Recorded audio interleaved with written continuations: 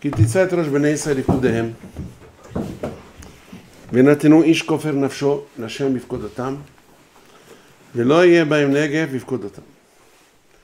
C'est un pasuk, il y a comme partout dans la Torah, Pshat, Drash, Remez, Sod. Orahim HaKadosh explique ce pasuk-là. Bien entendu, tout d'abord, d'après le Pshat, il s'allonge beaucoup sur le Pshat, et ensuite, il passe au Remez. Remez, il y a beaucoup de moussard dans le Remez. Dans le Pshat, il explique quelle est l'intention de la Torah, proprement dit, sur le inyan du compte des Bnei Israël, qu'il fallait les compter pour un recensement. Alors, il dit comment ça s'est passé, quelles sont les halachot du recensement, comment ça s'est passé avec David Amelech qui a compté les Bnei Israël. Tout ça, c'est pour le Pshat. Ensuite, il passe au Remez. Le Remez, ça veut dire l'allusion que la Torah peut faire dans ce pasuk-là. Ki tissa et rosh Bnei Israël l'ifkudehem venatenu ish kofer nafsho velo yenegef. Le Rav explique que des fois, à Haz Veshalom, il arrive, Rosh Bnei Israël, c'est le Gdolador. Un des grands amis des Hachamim de la génération des Tzadikim, Haz Veshalom, il disparaît subitement. Un grand Gadol, un Tzadik, il décède et il quitte le monde. Et alors les gens se posent la question, comment ça se fait? Un Tzadik comme ça, comment il a pu comme ça partir subitement comme ça? C'est comme s'il pensait, comme s'il n'y a pas de justice. On voit les Rechaïm qui font ce qu'ils veulent et ils arrivent à tenir.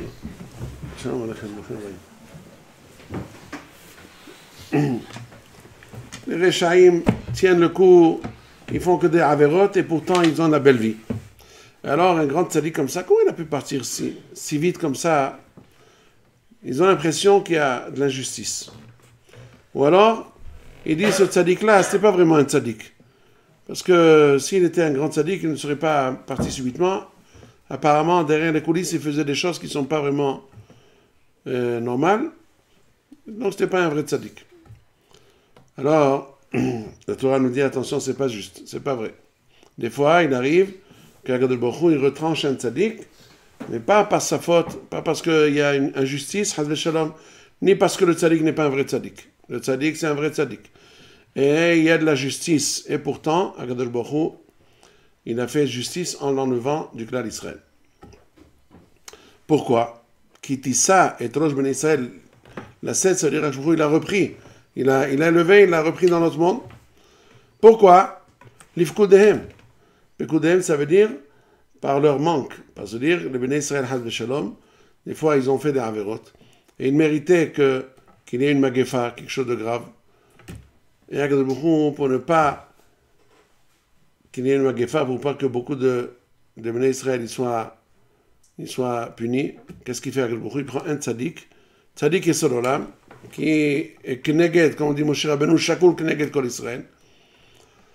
Ou alors comme le Havetz Haïm, Alav Shalom, il a consolé sa fille, qui avait perdu son mari à un âge très jeune, son mari qui était un grand tzaddik, Rabbi Tzvi Levinson, c'est un grand tzaddik, et il est niftar en plein Milhemet HaOlam HaRishona, la Première Guerre mondiale, et sa fille était inconsolable.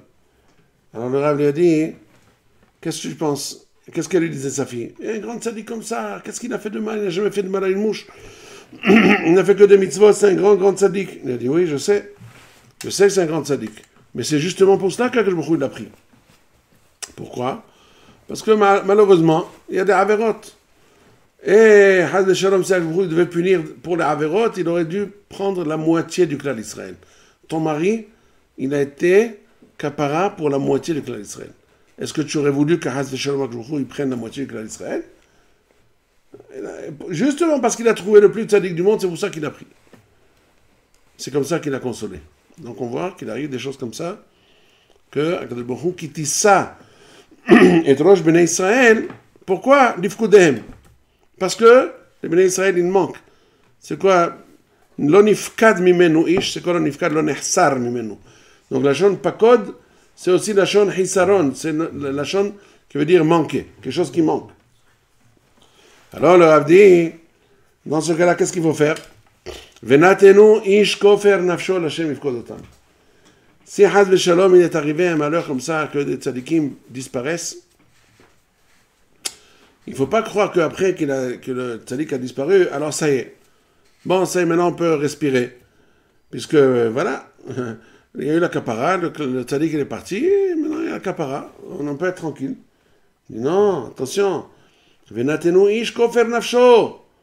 Tout de suite, il faut se reprendre. Il faut donner des tzedakot.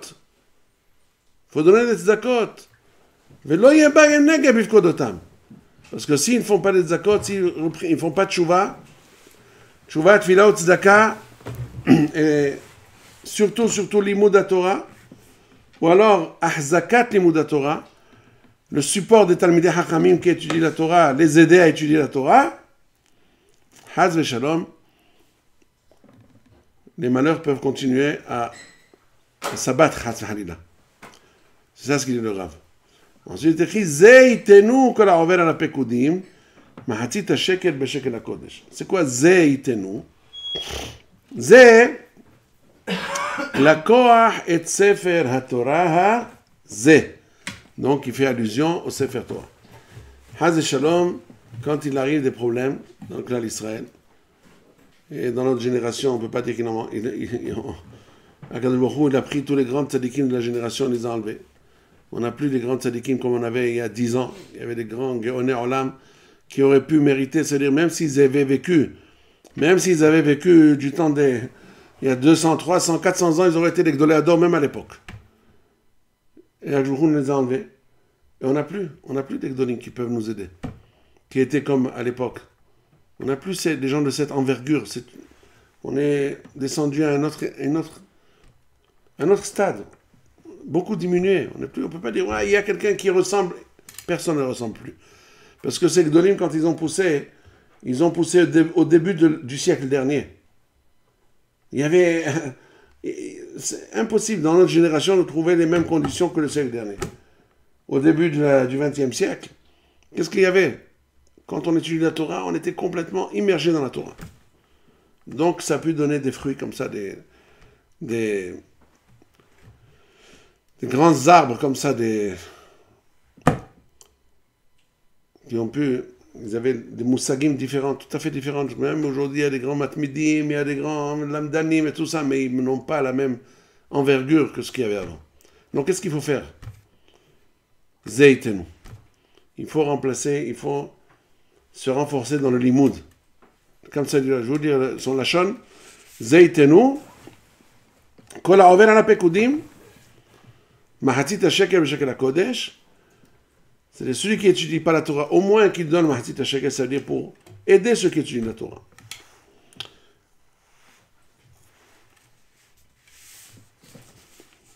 Ve'omro zeitenu.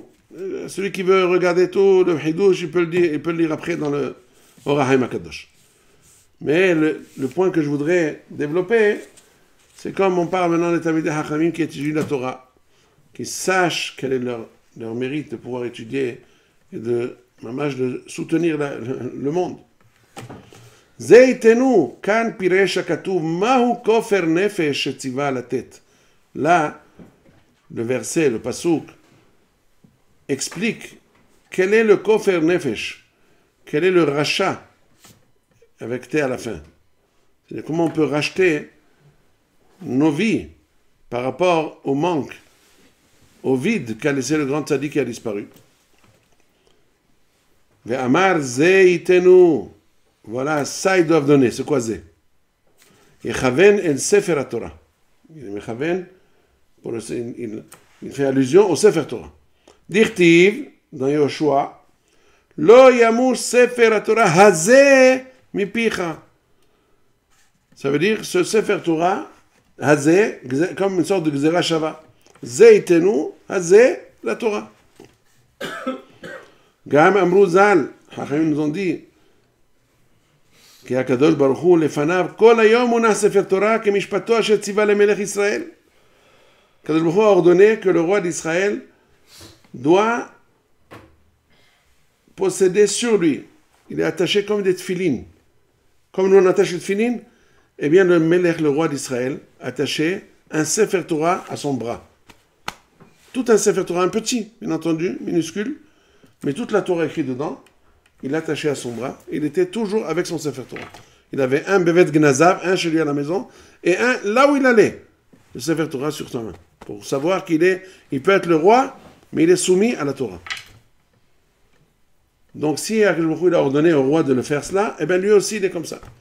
Aussi, la Torah elle est toujours avec le Kaviachol, bien entendu. והוא מה שהראו באצבע זה יתנו סתמו כפירושו שעל המונח לפניו תמיד ציווה השם. Quand je voulais dire à Moshe Rabbeinu, זה יתנו, il a fait allusion à ce qu'il a devant lui. Je voulais devant lui la Torah, comme le roi, il a la Torah toujours devant ses yeux. Aussi, Akadosh Baruch Hu, Kaviachol, il a toujours la Torah devant ses yeux. זה יתנו, cette Torah-là, ils n'ont qu'à la donner. Pour éviter, pour échapper à tous les problèmes de la génération, la Torah, toujours.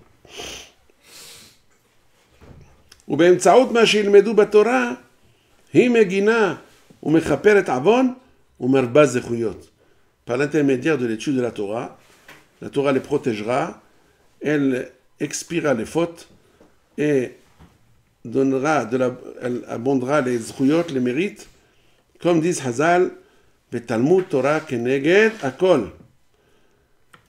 ואפילו היו ביד האדם עבירות רבות, même si la personne, Haz Shalom, a fait beaucoup de fautes, elle a beaucoup fauté, Haz Shalom, je veux dire, ouais, je suis fichu, j'ai fait tellement d'avérotes, comment je vais me racheter? זאת התורה לעולה, למנחה ולחטאת ולאשם. כאילו הקריב כל הקורבנות המכפרים. Quand quelqu'un étudie la Torah peut le purifier, le racheter, l'expier, comme s'il avait amené toutes les offrandes au Beth Amikdash. Ola, Minha, Hatat, Hacham, Zeba Hashlamim, tout. Comme ça disait le Rav Ovadia Yosef Alav Shalom. Zot Torah, on dit chaque jour dans le matin avec les korbanot, Zot Torah la Ola la Minha, c'est quoi la Ola? En araméen, la Ola, lo Ola. Parce qu'en araméen, lo on dit la. La Ola, la Minha, la Hatat, la Hacham, la Milouim, la Zeba Hashlamim. On n'a pas besoin ni de Torah, ni de Ola, ni de Minha, ni de Hatat, ni de... Pourquoi? Tu as la Torah. La Torah, elle est mechaperet plus que tout. והוא אומרו, כל העובר על הפקודים שהם המצוות, tout celui qui a עובר על הפקודים, tout celui qui a transgressé les פקודים, c'est quoi les פקודים? פקודים זה מצוות, ציוויים.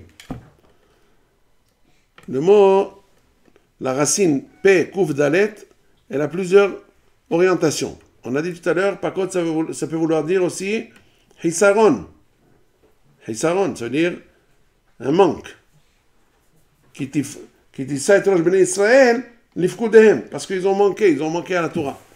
Alors, ils ont dit, Kol ha'over ala pekudim. Pekudim, ça peut vouloir aussi dire, c'est un homonyme. Ça peut vouloir dire aussi un tzivui, un ordre. Kol ha'over ala pekudim, tout celui qui a transgressé les ordres, n'est-ce pas? Shehem ha'mitzvot, ze yihiu lo letikun, kol davar. Avec la Torah, il rachète tout. ונמשך גם כן אומרו כל העובר, האם שלמטה. לומר, תיקון למי שאינו בן תורה, במה ייתן כופר נפשו? כי הוא בור ריק, אין בו מים. dit pour la suite aussi. Le tikkun, כל העובר על הפקודים, ça vient pour ce qui est écrit avant, et aussi pour ce qui est écrit après. זה ייתנו, celui qui peut étudier la Torah, alors la Torah, elle explie tout. זה ייתנו, זה התורה, מה dit לקוח ספר התורה הזה, לא ימוש ספר התורה הזה מפיך, donc הזה c'est la Torah. Pourquoi il étudie la Torah? Parce qu'il était ouvert à la pekoudim. Et celui qui ne peut pas étudier la Torah, alors quoi, il ne peut pas être expié? Non. Kol ha'over ala pekudim, mahtzit ha-shekel, b'shekel ha-kodesh. C'est-à-dire, s'il ne peut pas étudier la Torah, eh bien qu'il donne mahtzit ha-shekel. C'est comme mahtzit ha-shekel? כיששכר וזבולון, ושמעון אחי עזריה, ורבים כהם. Encore beaucoup comme cela, comme Issachar a été aidé par Zvouloun pour étudier la Torah, c'est comme si Zvouloun aussi avait étudié la Torah. Shimon Ahi Azaria, pareil, il y avait un Talmid Hacham qui s'appelait Azaria, il étudiait tout le temps la Torah, et son frère Shimon faisait du business et avec ça, il lui donnait de quoi vivre pour pouvoir étudier la Torah. Donc, ils ont eu la même part au Olam Haba. Verabim Kaim, encore plusieurs comme eux. Asher Hiyahetsun Kaspam La'amele Torah, qui partagent leur argent avec ceux qui étudient la Torah. Ve'omro, Beshekel HaKodesh, Pirush Ba'ad Shekel HaKodesh, Shehu HaTorah. Mahatit HaShekel, Bishvil, Shekel HaKodesh, Shekel HaKodesh c'est la Torah. Parce qu'elle est Kedosha.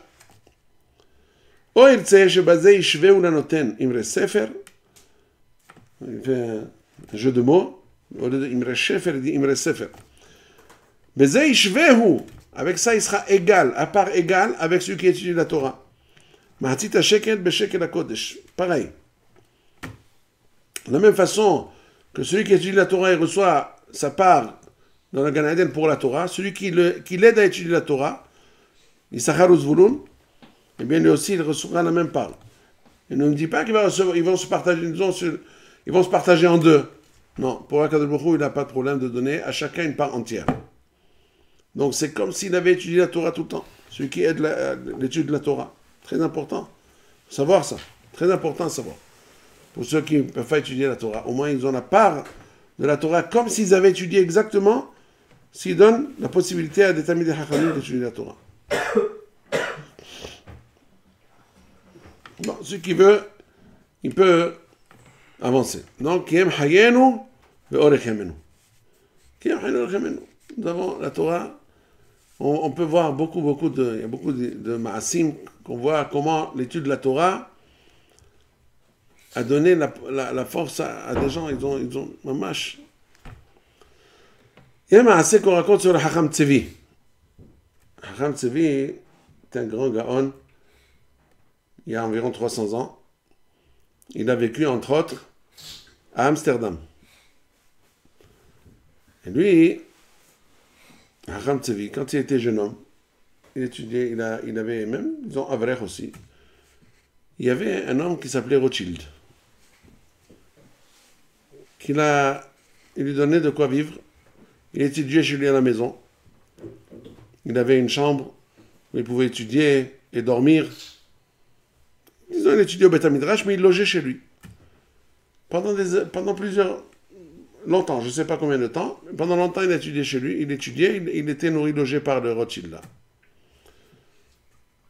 Mais le Hacham Tzevi, comme il était très matmide, alors tout le temps il étudiait. On l'entendait murmurer de l'étude. Ou alors des fois il venait tard du Beth Midrash. Et alors, les gens de la famille, ou je ne sais pas si sa femme ou ses enfants, ils disaient « Ah, ça suffit, on ne peut plus de lui, il ne laisse pas dormir, il arrive tard, etc. etc. » Donc, ils incitaient le Baal Habayit, M. Rothschild, de lui dire « Ça y est, trouve-toi une autre auberge. » Mais lui, quand même, il disait « Non, quand même, c'est un mérite que nous avons de pouvoir aider la Torah. C'est un grand mérite, on ne va pas lui dire de partir. » Mais un jour, je ne sais pas ce qui lui est arrivé, il était un peu énervé, je ne sais pas quoi. Alors il a proféré une parole contre le Rav Hacham Tzevi, qui était encore un jeune homme. Il a dit, ah oui, ça suffit, ça y est, on n'en peut plus, ça y est, je vais lui dire quelque chose. Le jour où il voulait lui dire quelque chose, le Hacham Tzevi a reçu une lettre de nomination. Il a été choisi pour être Rav dans une ville, et donc il n'avait plus besoin de rester chez lui. Voilà. Et maintenant, il devait être une Rav, il va aller, il aura sa parnassa, il pourra étudier, enseigner tout.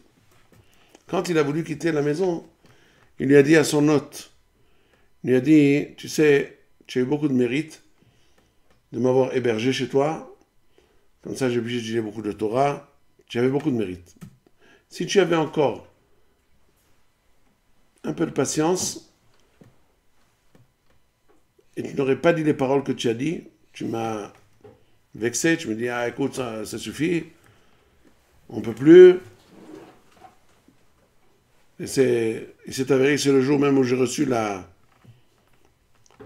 l'invitation de venir Rav dans une autre ville, tu aurais eu le mérite d'avoir toute la descendance des Talmidei Chachamim. Maintenant que tu as dit ça, eh bien toute ta descendance, tu n'auras pas de Talmidei Chachamim, tu auras des riches. toute ta descendance deviendra riche. Toi, tu seras riche, et c'est là, la fameuse famille Rothschild sont très riches, mais pas Talmidei Chachamim. Malheureusement, j'ai même entendu que ils ont beaucoup été mitbolelim, c'est-à-dire beaucoup assimilés. Ceux qui sont parmi nous, qui sont des Yirei Shamayim, à Bnei Brak, tout ça, il y a des Rothschild, même à Yerushalayim, c'est pas la même famille de ce Rothschild-là. Parce que finalement, c'était pas tous la même famille. Chez les Ashkenazim, les noms de famille n'étaient pas automatiquement...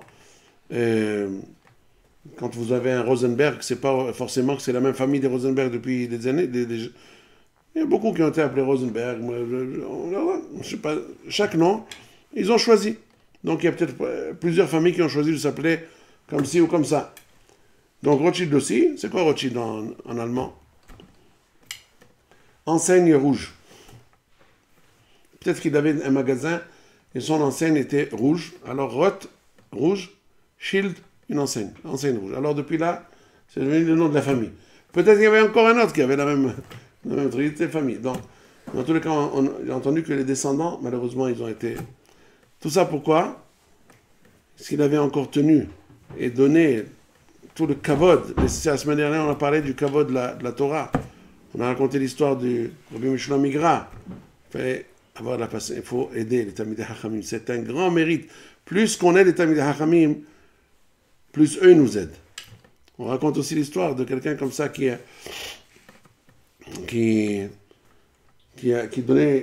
hébergeait son gendre. Il lui a donné de quoi pendant des années.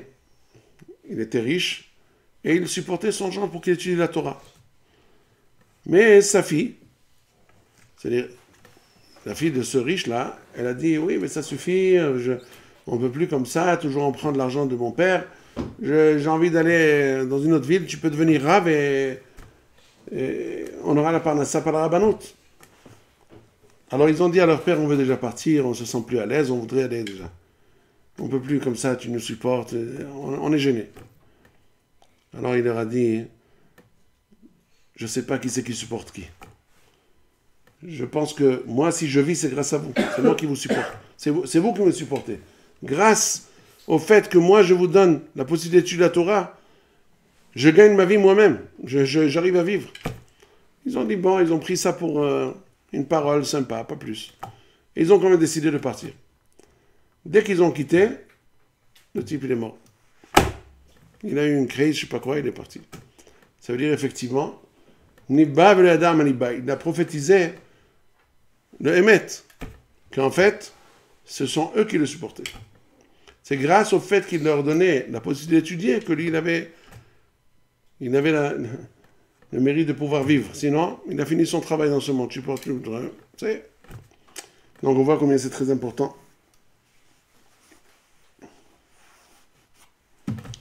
Il y a encore une histoire, Rabbi Nissim Karelitz Alav Shalom. Il y avait quelqu'un qui venait le voir chaque vendredi. Il lui donnait une bourse, une enveloppe pleine d'argent. Ça, c'est pour le Kollel Hazonish. La semaine d'après, encore une fois, Kollel Hazonish. Hazak Baruch. Je pourrais avoir un peu d'air, je pense, qu'il fait un peu trop chaud.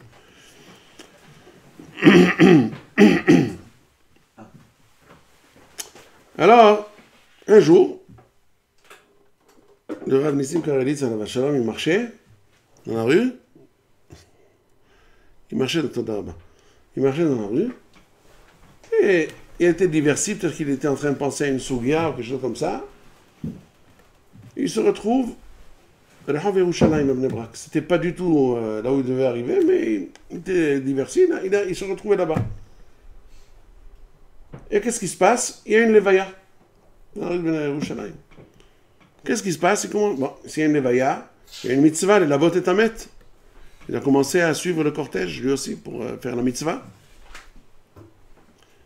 Et qui c'est qui vient le voir? Le monsieur qui lui a amené chaque vendredi l'enveloppe pour le kollel. Il a dit, Rabbi, qu'est-ce que vous faites là? On n'a pas l'habitude de vous voir dans cette rue. Vous connaissiez ce monsieur-là qui est décédé? Il a dit, non.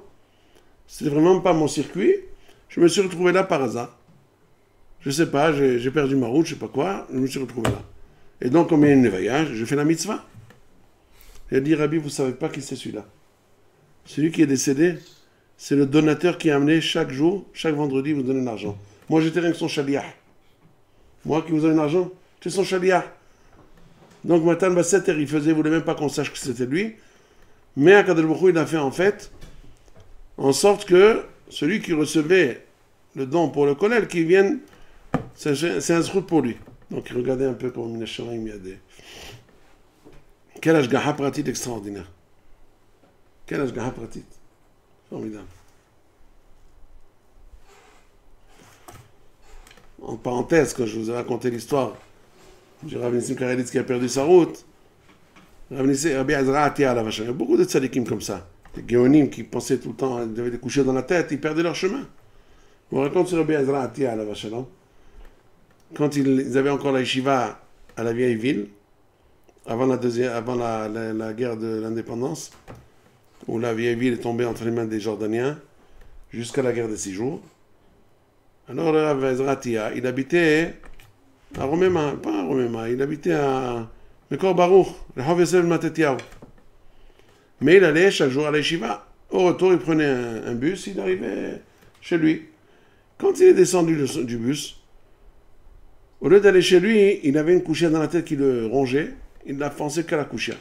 Au lieu d'aller dans le chemin de sa rue, il a été dans un autre chemin, jusqu'où il est arrivé, jusqu'à l'entrée de Yerushalayim. Lifta. C'est un quartier arabe très très hostile. C'était dangereux de se retrouver là-bas. Un arabe, juif comme ça, ça aurait été très grave, un grand danger. Qui c'est qui l'a vu? Un de ses talmidim ou un de ses amis, un arabe, qui était en train de revenir dehors de Yerushalayim. Donc il a vu à travers le bus le Rav, dans ses pensées comme ça, en train de s'acheminer vers le quartier hostile, comme on a dit, quartier arabe. Tout de suite, il a sonné le bus, il est descendu, il a été le voir. Rabbi, où vous allez? Qu'est-ce que vous faites là? Il dit, quoi? Qu'est-ce que je fais là? Je suis en train d'aller chez moi. Comment vous êtes rentré chez vous? Chez vous, vous êtes déjà dépassé depuis longtemps votre chez vous. Qu'est-ce que vous faites là? Il dit, écoutez, ah bon, je suis pas chez moi. Il dit, Rabbi, comment vous êtes arrivé là? Il dit, je vais te dire la couchia que j'avais et tu sauras comment je suis arrivé là. Ça, on voit comment les rabbanim, ça c'est Ahavat Torah, quand on est habité par la Torah, on étudie, commence à goûter le goût de la Torah, les kushot, les tirutzim, la chokhmah de la Torah, on oublie, on se trouve. Ça c'est Rabbanim Alei Mashallah.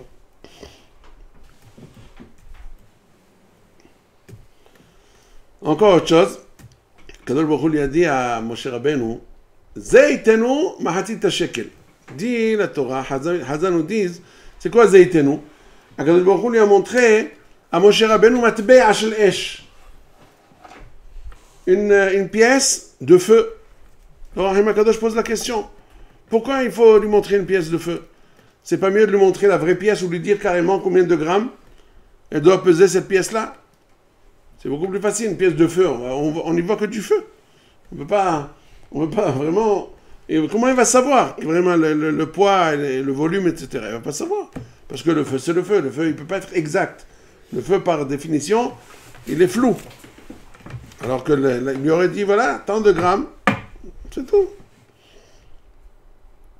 Le Rahaim Akadosh, il dit, le feu, c'est l'itlaavout, etc. Bon, il faut voir là-bas. Mais j'ai vu aussi un pirouche au nom de Rabbi Zalman Sorotzkin al Vachalom. C'est un des Gdolé, Roche Moatzet Gdolé Torah, il y a environ 40-50 ans. C'est un grand Gadol Batorah. Lui, il explique comme ça. Il dit, Moshe Rabbeinu Itkasha. Qu'est-ce qu'il a? Il ne savait pas. Qu'est-ce qu'il y a de Itkasha? Itkasha, il n'avait pas compris. C'est quoi cette monnaie-là que il dit, il faut donner telle et telle pièce pour Itkasha. C'est une des choses que Moshe Rabbeinu n'a pas compris. Alors je vous le disais, Birkat HaLevana, c'est-à-dire Kiddush HaChodesh, quand est-ce qu'on fait Kiddush HaChodesh?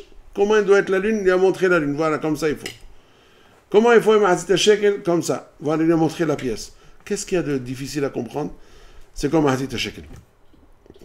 Alors lui, il explique, Rabbi Zalman Sorotzkin, que Moshe Rabbeinu n'a pas compris comment l'argent a été désigné, c'est-à-dire l'or a été désigné pour faire le rachat, avec T à la fin, comme on a dit, des Bnei Israël qui ont fauté pour le veau d'or. Parce que Mahatit HaShekel, c'était pour construire le Mishkan, et le Mishkan était capara pour le Hegel. Eux, ils ont fait Avodat Zara, maintenant le Mishkan, c'est Mishkan Shel HaKadosh Baruch Hu, donc ça vient expier. Comment? En donnant de l'argent, on expie. L'argent, c'est fait pour acheter tout ce qui est olamazé. Les gens, ils achètent le olamazé. Ça peut, avec l'argent, les gens font le plus grand, le maximum d'avérotes avec l'argent. N'est-ce pas? Alors, comment cet argent il peut devenir catégon assa sanégor? Comment il peut le procureur peut devenir avocat? Alors, je vous l'ai dit, il a montré Matbea shel Esh. Le feu, c'est pareil, il a dit à Kadosh Baruch Hu.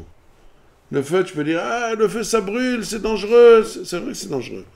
Mais si on l'utilise à bon escient, si on utilise le feu pour de bonnes, avec les gvoulottes, avec les limites qu'il lui faut, alors le feu, il peut faire beaucoup de bien, très utile à l'homme. On peut cuire avec le feu, on peut se chauffer avec le feu. Il y a beaucoup d'usages très domestiques et très, très importants. L'homme ne peut pas se passer du feu. Pour éclairer, on peut même éloigner les bêtes féroces avec du feu. Ceux qui sont dans la forêt, la nuit, dans la jungle, et ils ont peur de bêtes féroces, qu'est-ce qu'ils font? Ils font un feu de, comment on dit? Un feu de camp, je sais pas comment ça se dit. Avec beaucoup de feu, les lions même, ils arrivent, ils s'éloignent, ils ont peur. Peut-être à moins qu'ils soient vraiment affamés. Ça, ne me prenez pas sur parole et n'allez pas vous aventurer là-bas avec un peu de feu. Je ne sais pas si les lions, ils sont Shomim Bekoli, j'en sais rien. En tout cas, c'est connu. Alors voilà. Donc, Zeytenu, le feu, il peut être aussi très dangereux. Mais si on l'utilise bien, ben, l'argent, c'est pareil. L'argent, c'est vrai qu'on peut faire Halila des Averot, mais on peut faire aussi des mitzvot. On peut être Tomer Batora, celui qui est... Tomer Batora, celui qui supporte le Torah avec l'argent, il a fait la meilleure affaire de sa vie. La meilleure affaire de sa vie, la semaine dernière, on a eu le mérite d'assister au Sioum de Dirshu. Ceux qui ont fini le Mishnah Brura, et chacun reçoit une bourse. C'est des dizaines de milliers de Avrechim, de Bahurim, même des enfants. Même des enfants de 12-13 ans, ils peuvent déjà faire des Mifhanim. Ils font les examens une fois par mois. Mishnah Brura, Moussa, les enfants doués comme ça, ils viennent, ils font des Mifhanim. Ça se paye tout ça, il faut beaucoup d'argent. Quel mérite ils ont, ceux qui ont compris que leur argent, le meilleur placement de leur argent, c'est dans ces choses-là. Donné pour la Torah. Chacun qui étudie, chaque minute que chacun étudie grâce à leur argent, ils ont Netzach Netzachim, ils ont l'éternité. Alors, de l'argent qu'ils mettent pour acheter des bêtises dans ce monde-là, à quoi ça leur sert? Après, c'est fini. Ça peut même se retourner contre eux. Voilà. Maintenant, nous sommes aujourd'hui dans une période difficile. On voit une guerre peut éclater d'un moment à l'autre entre les grandes puissances. C'est peut-être la guerre qui va annoncer la venue de Mashiach. Le Rav Grossman, j'ai vu le Rav Grossman de Migdal HaEmek. Il a dit que quand il était enfant, il avait entendu que son père racontait au nom d'un admon très tzaddik, Barrois HaKodesh, de Karlin Stoulin, qui s'appelait Ayanouka Mikarlin. Ayanouka, était jeune, mais était un grand tzaddik, un grand Talmid Chacham. Kadosh. Et il avait dit qu'avant la venue de Mashiach, 2 coqs vont se disputer entre eux, et viendra un 3e coq qui va rentrer entre eux, et quand ça va éclater la guerre entre ces coqs-là, eh bien, il y aura le Mashiach. Alors, ils lui ont demandé à ce Rav Admour, le Karlin, ils ont dit, c'est qui ces coqs-là? De quoi vous parlez? Alors il leur a dit, c'est l'Amérique et la Russie. Ils vont disputer entre eux. Et c'est quoi le 3e coq? C'est la Chine. La Chine, elle va venir, elle va mettre son... À l'époque, quand il a dit ça il y a 100 ans, la Chine était insignifiante. C'est pas une puissance du tout, du tout. Alors les gens, ils ont pas compris quoi. La Chine, qu'est-ce qu'elle va faire, la Chine? Qu'est-ce qu'elle peut faire? Même s'ils sont, à l'époque, ils étaient 700 millions, je sais pas combien ils étaient. Mais avec une bombe atomique, elle peut... Vous avez vu ce qu'elle a fait à Hiroshima, Nagasaki? C'est insignifiant, ils peuvent être nombreux, mais si les superpuissances d'Europe et d'Amérique sont beaucoup plus fortes avec leurs armes, surtout les armes chimiques et atomiques, etc. Et pourtant, il leur a dit, voilà, c'est la Chine. En fait, si vous voyez le Zohar HaKadosh, dans Parashat Va'era, qui a été ramené dans le Hokle Israël, Parashat Va'era, Yom Hamishi, jeudi. Regardez le Hokle Israël là-bas, le Zohar HaKadosh, et il décrit tout ce qui va se passer avant la venue de Mashiach.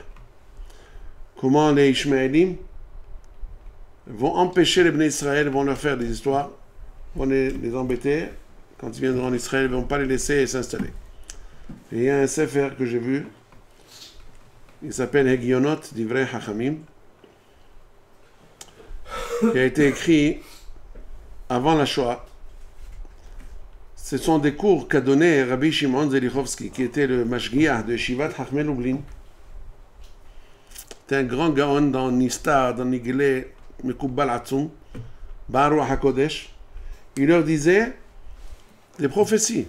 Il dit voilà, avant que la Shoah arrive, il leur a dit, il leur faisait tous les contes de la Kabbalah. Voilà, après la Kabbalah comme ci, comme ça, comme ça, comme ça.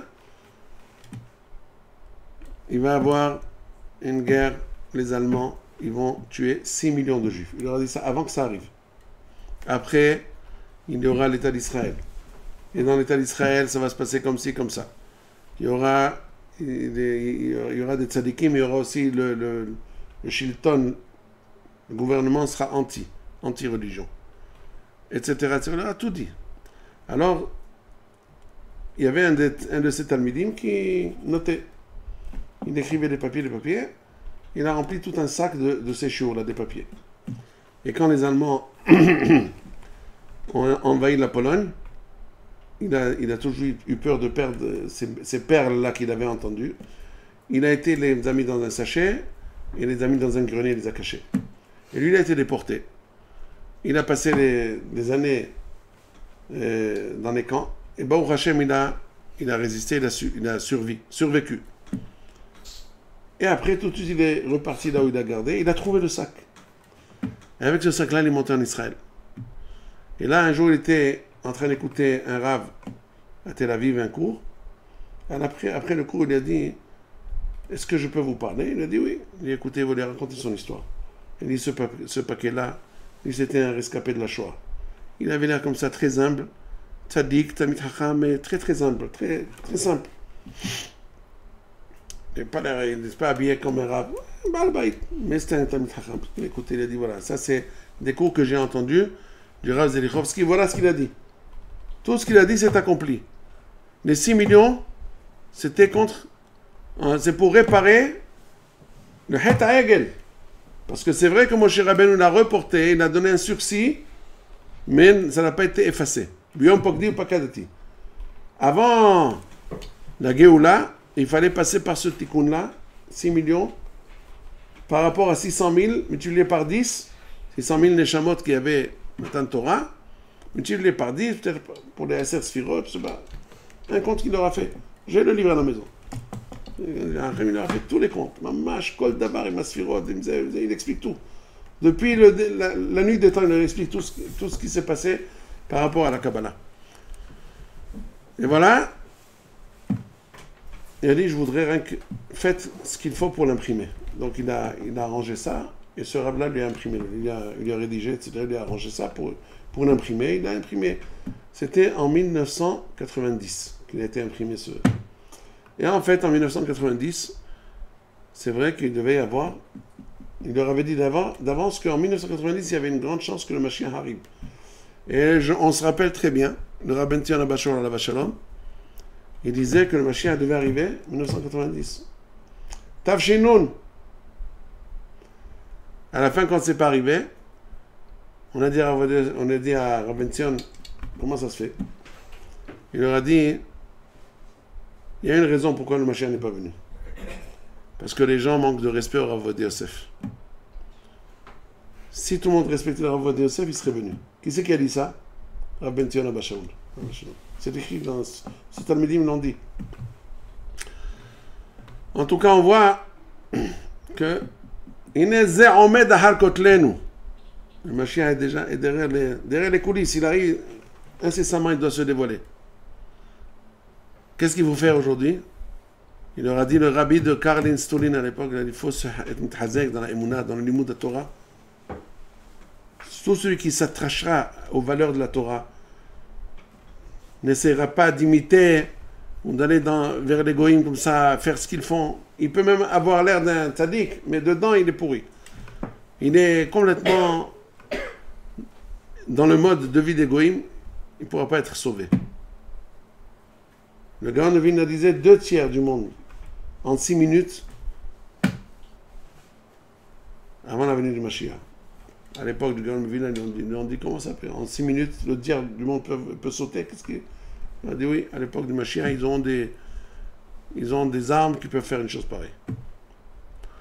Donc, il faut être conscient. Bon, Hachem, vous n'écoutez pas les informations, mais il y a une menace qu'une guerre mondiale peut éclater maintenant. Donc, il faut être très près.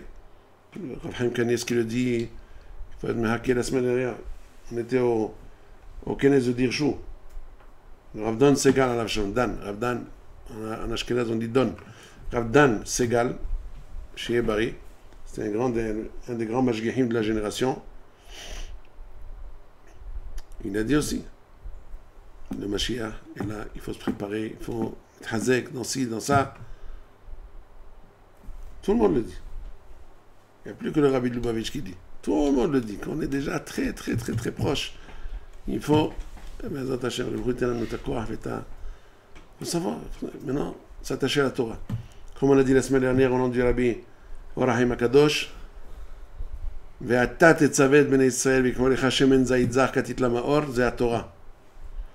quoi Ve'ata Tetzavé? Par rapport aux 3 galouyot précédentes, les 3 exils précédents, Mitzrayim, Bavel, Madai, les 3 exils précédents, ils ont été libérés de l'exil grâce à Abraham, Yitzhak et Yaakov. Le 4e, c'est grâce à Moshe Rabbeinu, et c'est pour ça que ça tarde beaucoup. Pourquoi? Parce que Moshe Rabbeinu, en tant que détenteur, donateur de la Torah, il ne veut pas délivrer des gens qui sont batlanim, qui étudient pas la Torah. Donc il faut avancer, propager la Torah au maximum pour que Bezrat Hashem on puisse être Nigalim, Bekarov, Berahamim, Amen, Amen.